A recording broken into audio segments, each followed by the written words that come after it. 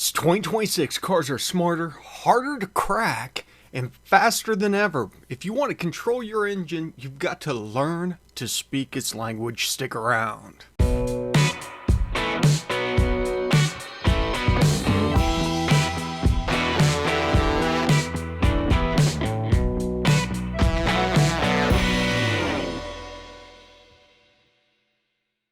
Today we're really going to focus on reflash tuning because it is the easiest approach to get into the world of tuning. Now, one of the first things that you got to get out of the way when it comes to tuning on your vehicles is the interface and the hardware that you're going to be using. Don't think that you've got to go out and spend big bucks on a laptop. I see this all the time. Listen, I've got series that I do all the time of buying the cheapest laptop on Amazon and proving that it can be tuned with. Now, there is to be something said about buying or spending a little bit of money to get stuff that you're looking for. Some of the things that I suggest whenever it comes to a laptop for tuning is get one that's an x86 x64 processor. Steer away from any of the stuff that's like Snapdragon, all of those kind of ARM architectures. Stick to an Intel or an AMD, okay? That's the clear thing. Spend a little money, get an Intel or an AMD. The reason behind that is a lot of the driver stuff doesn't work on the ARM platforms. We won't get into that. I've talked about that in a previous video, but keep that in mind. Other than that, one of the things that I suggest, make sure it has USB-C, which about everything does these days. I actually bought a computer the other day that didn't. That is technically new, and I was surprised. USB-C is just great to have for charging, for interfaces, stuff like that. So look for one that has at least 2 USB-C ports. You'll thank me in the future. Now, on top of just a decent laptop, you're going to need a dongle. This is an old MPVI 2 Plus. I've got MPVIs everywhere. But that doesn't mean that this is going to work for your setup. In fact, even if you are on GM or Dodge or something like that, an MPVI 2 Plus may not support the latest vehicle. So this one would not work on my Colorado ZR2 because it needs to be a 3 or 4. That being said, the 4 is the only one that's out there that you can really get right now, short of buying one secondhand. The price, just buy a 4. Double check, make sure that your car is supported by the device that you're going to use. If you have any doubts, go to the interface, the website, look at supported vehicles, or go to the forums for the vehicle that you're wanting to tune and see what other people are using to tune their vehicles. So there might be specialized interfaces for this car, this car, this car. I'm not going to harp on one specific interface or the other because I want this to literally apply to everybody out there that wants to get started in tuning. So the last but not least tool that is critical is going to be a wideband O2 sensor. Most factory O2 sensors are narrowband. Now, as we get into more modern vehicles, we are seeing more and more widebands out there, but a wideband is a must. So if your vehicle has a factory wideband or wideband sensors, great. You've got that taken care of. If it doesn't, that should be the first thing that you buy before you ever start tuning. Wideband sensors. There's plenty of brands out there. I have my favorites. Other tuners have their favorites. Do some research. Figure out what, what features you need, what interfaces, stuff like that. That's kind of what got me started down the AEM pathway so long ago. Was I hate anything that uses an analog signal. So the idea of bringing an analog signal in for the wideband reading is something that I steer clear of as much as possible. I like to use digital. That's neither here nor there. Just be aware, widebands are critical. Familiarize yourself with the software that you're going to be tuning with. That doesn't even mean that you have to necessarily jump in there and start editing files right away. Just go in, pick some files and take a look at. Right now I've got both the editor and the scanner pulled up for HP tuners. The scanner is what we use to do our data logging. Dive into the software for your interface, take a look at, play with it. A lot of times you can download the software for free like HP tuners, play around with it, see what's going on, and get an idea if it's something, you know, that you like, don't like, if there's multiple options out there. See how it handles data, see what kind of graphs you know, you can add into your layouts to help you out with tuning and stuff like that. So like if you're a big chart versus time guy, you can come in here, play around with some of the different charts.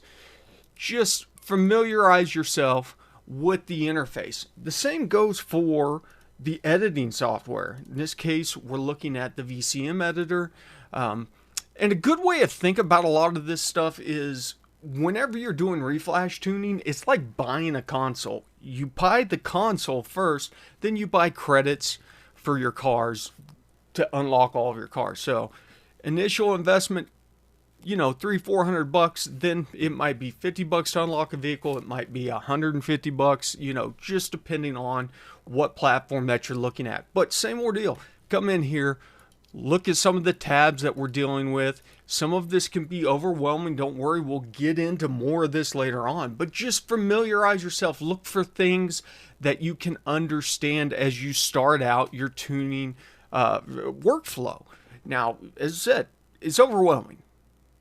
It's going to be overwhelming for a little while. This takes time. I've been doing this for, God, I don't even know, over a decade, 15, 20 years now. I still stumble across menus in here that I'm like, wait a second, do I need, oh, hey, that's totally new, or this doesn't act like I expected it to act. So don't be surprised. Just spend some time familiarizing yourself with the interface. One thing to be aware of is we've gotten to a certain point where ECUs became a lot more harder to aka crack, unlock, so we could go in and edit the codes and out there. So there are some that are going to have to be sent in for bench flashing and things like that, unlocking through whoever your tuning interface is. HP tuners is a great example. You know, if you have a global B, which is going to be the late 2020 cars and some of the late 2010 cars, they have to be unlocked. That's because the OEM manufacturers have really gotten the security locked down to try and prevent tampering on there. And so part of what you're spending whenever you're buying credits is the research and design budget to cover unlocking of these vehicles. And so you'll see that some of the more modern vehicles take more credits than some of the older vehicles. And a lot of that has to do with the fact that it costs a lot more for the engineers to figure out how to unlock it. So don't be surprised. The more modern cars are going to be a lot more expensive than the older cars. So once you get your interface set up and you're hooked in and you're ready to do the initial read, you're going to go out, connect to the car, save your stock file, save it in as many places as you can. Thumb drive, email it to yourself, email it to your mom. Just make sure that you have plenty of saves of the as found file. It's critical in case you ever want to go back. And you will inevitably accidentally overwrite the as found. It happens to all of us. That's why you want to save it in multiple locations. That way you can go back, you know, throw one on the Google Drive that you can pull down and download. You always want to have that safe file to revert. Now, every time you make an adjustment on the tune, save it as a new file. You know, I like to use a naming convention that's pretty simple, but is always moving. The numbers getting bigger, letting me know this is the latest version, stuff like that. Every time I make a change, I save it to a new file. If it doesn't react like I expect it to react, or it does something really goofy, go back to the previous one and try and figure out why that happened. You know, dig into it, see what you changed that caused the condition that you changed. That's where 99% of the learning comes in on this. It is making a small change and seeing how it reacts. Oh, that did exactly what I expected. Okay, that's reinforcement. That's reinforcement that we're doing something right. Or, oh, that did something totally weird. If I go back a file, it doesn't do it. So I know something on my changes caused that issue. And be aware that you can use a compare feature on almost all of these interfaces that let you go back and see, hey, this is exactly what I changed. This is how much I changed it. Don't, use these features to help you out. You're going to want to start small. I always talk about, tuning is eating an elephant. You can eat the whole elephant. You just got to take a bunch of small bites. So don't just plug into it and say, I'm going to add 500 horsepower on this and start jacking with everything. You're going to have a bad time. Okay. So we want to make small changes. We want to verify that they do what we expect them to do and that we're accomplishing our goals. So you got to realize this is a very complex infrastructure when we're talking about reflash tuning, stuff like that. Don't just go copy and paste numbers that you found on a forum or that you read in a book. Don't trust AI to give you good numbers. It's not. AI looks like it can output some really good numbers out there, but you've got to realize that AI is taking a bunch of information and jumbling it all together. And when it comes to tuning, a lot of the information that the AI has learned from is just false. Things have evolved, changed. It's not changing. AI is not smart enough to know what works versus what doesn't work, so steer clear of AI. Forums can be a little tricky. There's good information on the forums, but there's way more bad information out there. So, figure out who's trusted sources, guys like me, Matt Sanford, that put out trustful videos that you can believe. The guys over at Elite Tune School or High Performance Academy, both are great resources. Figure out and ask. If you don't know whether or not it's a good resource, ask around. Ask me, ask the forum, stuff like that. Hey, is this a good resource for me to learn on? Just don't blindly trust information that's out there. That's one of the big things that has been true from the get-go of this is be aware that all information on the internet is suspect, but when it comes to tuning, it's so just wild. There's so much bad stuff out there. So last but not least, just get started. So, pick a platform. That's the big thing. Whether it's you're out looking for a car to buy or truck to buy specifically to learn tuning, pick an older LS, early 2000s pickup. They're cheap. They're everywhere. You can tune them. Or if you got a daily driver that's supported, start playing around with it. Once again, small adjustments. Don't get out of hand and save that file, that original file, so you can always go back. But you've got to pick a platform. If you're in the GM world, Dodge, Ford, stuff like that, the older supported platforms are easier. There's less stuff that we have to interface with. If you're doing something else on a different platform, as I said, do your research on what it takes to dial it in, things like that. Listen, we're going to be redoing a lot of our base level tuning fundamentals videos to help you guys out, to get you started on your tuning journey. So make sure, if you're not subscribed, subscribe. We're going to be touching over and updating a lot of older information that we had, things like that. So just be aware. Join the Patreon. Join the YouTube membership. Both of those give you access to our Discord, which you can get to the Discord for free, but the extended areas where we've got a lot of specific generational forums where we can talk about tuning and stuff like that. Check them out. There's multiple ways of accessing that information, and we're trying to build out that community. Also, check out the description in this video and all the other videos.